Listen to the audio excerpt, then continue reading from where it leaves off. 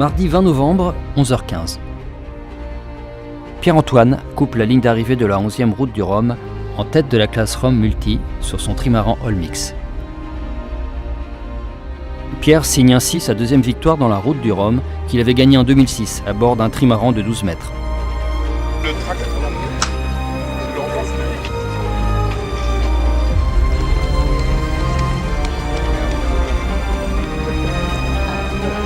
Magnifique victoire pour All-Mix avec l'arrivée de Pierre-Antoine sur son trimaran bleu.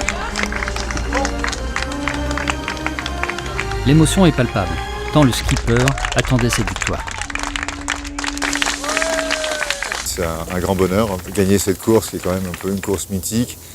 Ça représente, à la fois c'est une aventure, mais c'est un très très gros projet qui demande énormément de temps, de préparation, d'énergie, de volonté.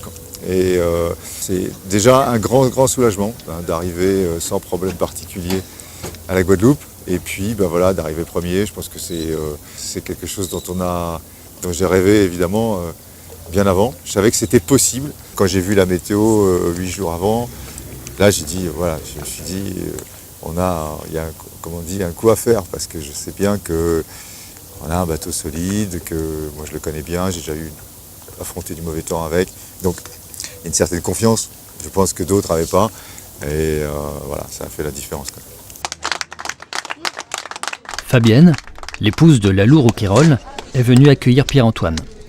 Après le chavirage d'Arkema le mercredi 14 novembre, All-Mix a modifié sa trajectoire pour aller récupérer le skipper confiné dans son trimaran retourné. C'est un peu simplement le sentiment d'avoir fait ce qu'il fallait faire. Voilà, c'est tout. Donc fait ce qu'il fallait faire au bon moment, comme il faut. Et ça, c'est un sentiment plutôt positif. Le personnage de Lalou a fait que je pense que les choses ont été plus faciles que si ça avait été un autre.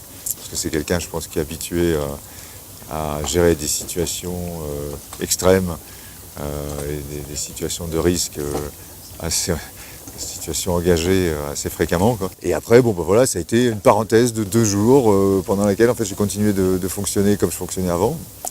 Sauf que voilà, quand j'étais pas à la barre ou au pilote ou etc., j'avais quelqu'un avec qui discuter.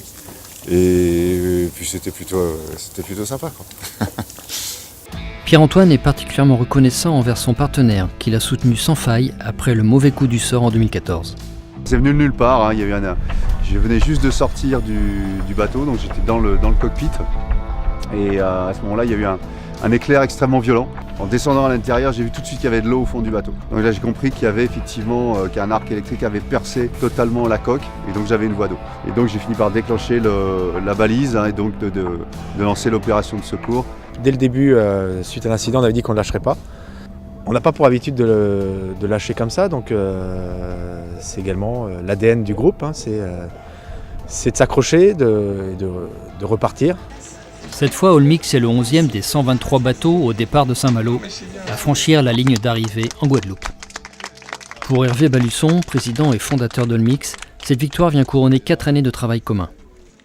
c'est la première transat où on est à l'arrivée, puisqu'il y a 4 ans, il y avait eu ce souci, cet incident, cette malchance. Et là, il y a eu la chance avec nous.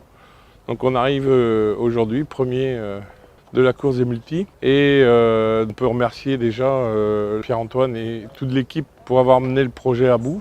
Je pense que c'est une belle expérience qui démontre que on arrive, même contre le malheur, même contre la malchance il y a 4 ans, on arrive aujourd'hui à amener le bateau à quai.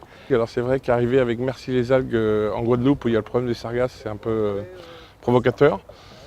Et non, justement, on a des solutions pour transformer, valoriser ces algues. C'est l'ADN du groupe, c'est son métier.